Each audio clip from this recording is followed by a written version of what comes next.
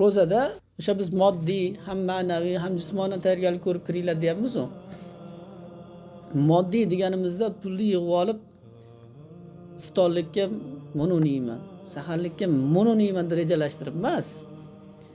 Shu pul haqida men o'ylamay, shu iftorligimga yetarli bo'lsa, saharligimga yetarli bo'lsa bo'ldi deb kirish haqida gapirishyapmiz. Bizda eng noto'g'ri narsa bor. 11 oy ishlab 1 oy yegin deydi. Ramazon yeyish oy emas. O'zi yemanglar deyilyapti-ku kunduzi. Bir xillar ko'rsangiz, o'sha obedda yemaganini ham kechqurun iftorlikda yeyaveradi-da. Bu Ramazon uchun kelmagan. Ramazonda asl maqsadini bilish kerak. Ramazon yeyish oy emas. O'sha qaddingizni ko'tarib turadigan darajada nima qilish? Ovqatlanish. Tushunarli? Mana bu Ramazondan haqiqiy foyda olaman degan odamlar nima qiladi? Ramazonda yeyishni ham bir nizomga soladi. Payg'ambar sollallohu alayhi vasallam sahobalarda, Payg'ambar sollallohu alayhi vasallamning o'zlarida ham tavosul deyiladi.